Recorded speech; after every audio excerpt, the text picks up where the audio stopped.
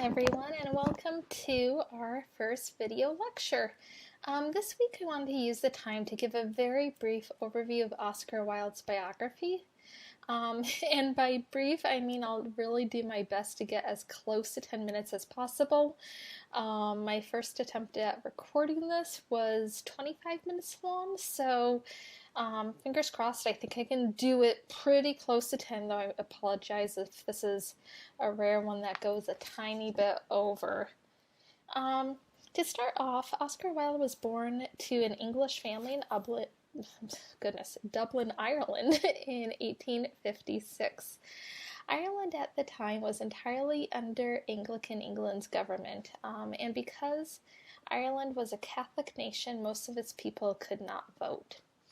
Wilde's mother was a staunch supporter of Irish Home Rule, and Wilde was very close to his mother. And this is a picture of his mother right here.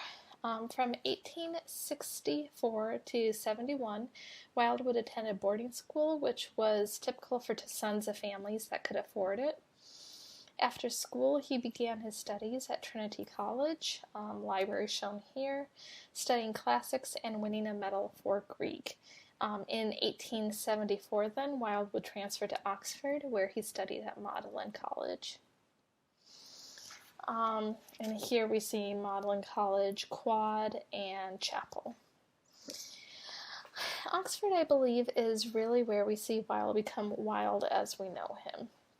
He became very aware of how he presented himself, carefully choosing his clothes and the items that decorated his apartment. He retaught himself to speak with a more English accent and mannerism.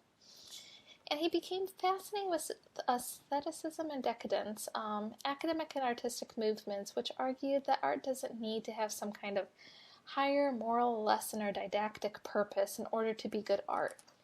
Rather, these movements advocated for art's sake, beauty for beauty's sake.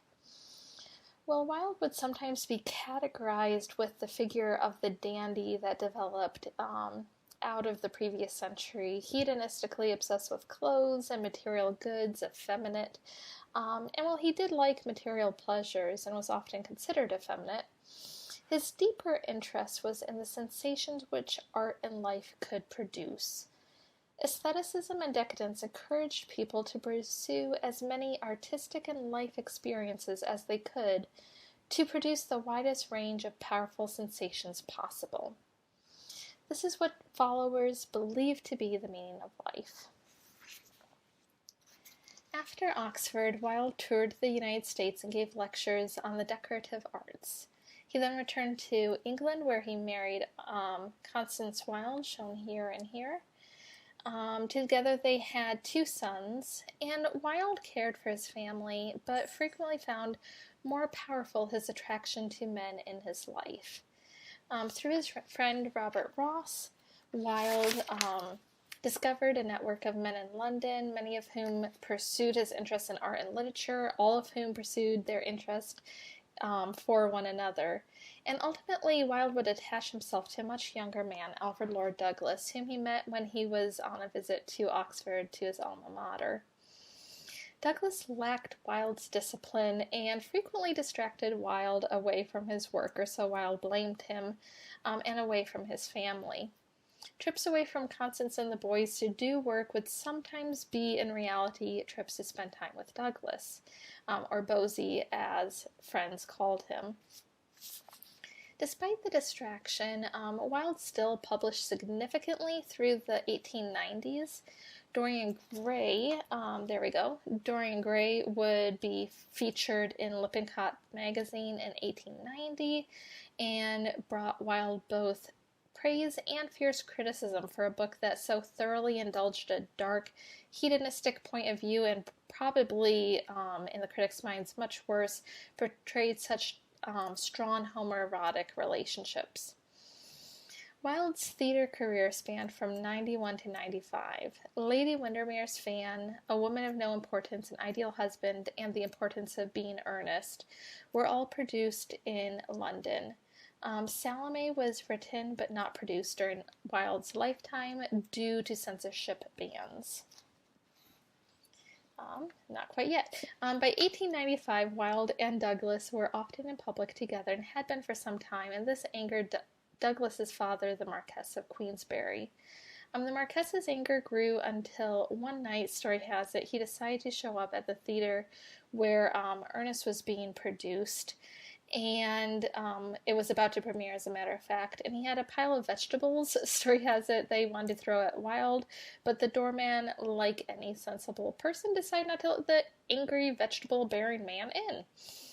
Instead, Queensberry stormed off to Wilde's club and left a note to Oscar Wilde, a sodomite, meaning sodomite.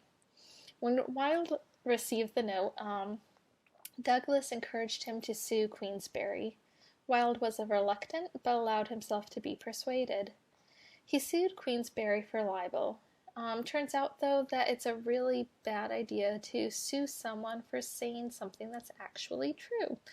The courts quickly dismissed the case, but came back with one against Wilde for acts of gross indecency.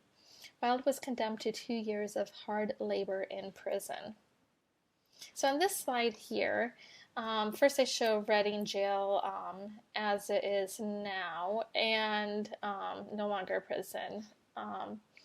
And then I also show a picture of Oscar Wilde's cell in Reading Jail. In the late 19th century, prisoners spent their entire time in their cells, apart from the time they spent doing labor, eating, or walking in silent circles in the yard for exercise.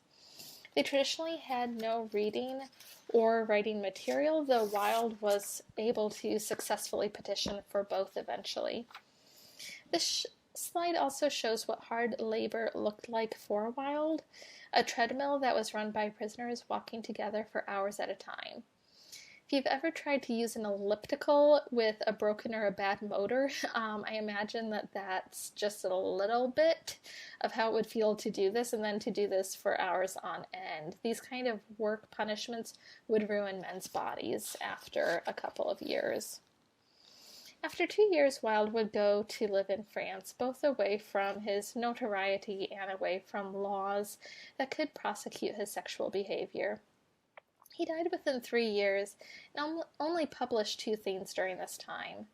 One was a letter to an editor about the conditions in prison and how they are bad for everyone, but most especially children. He argued that if a society was going to imprison children, it needed to find a more humane way of doing so. The other thing published was his poem, The Ballad of Reading Jail, which describes a hanging that takes place at the prison. I think it's important that if I ask you to spend 60% of a semester reading Oscar Wilde, I suggest to you some reasons for doing so. So first of all, Wilde was innovative in and had significant influence on developments in modern theater.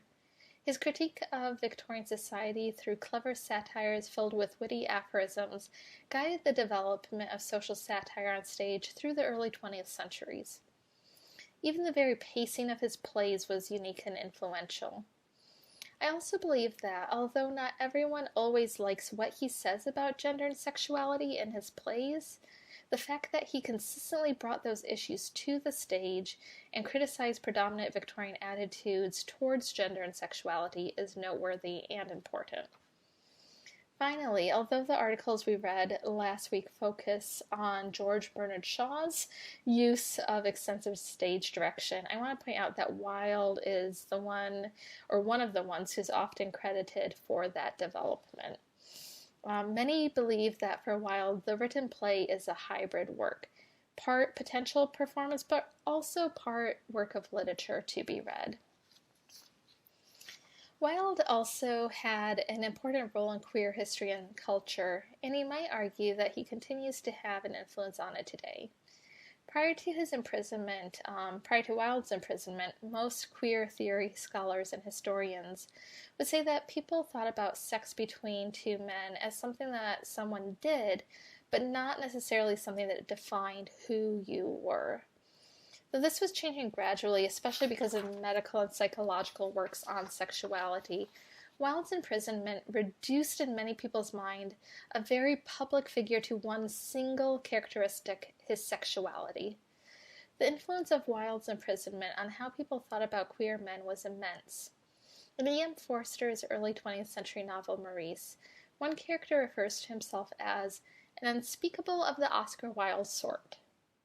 Suddenly, being attracted to other men or having sex with men was not a thing a man did. It was considered, sometimes by himself and often by those around him, as who he was. This also means that the queer community in London and England, which was already mostly underground, became significantly more so. Wilde was the first person imprisoned under the Labouchere Amendment, and his imprisonment created increased fear and secrecy in the community. A few other influences. Wilde also shaped the personality of much of the queer culture that did persist. Susan Sontag identifies Wilde as the birth of camp, and that's something that we'll discuss later on in this semester. And then finally, Wilde continues to be an enduring part of Western culture.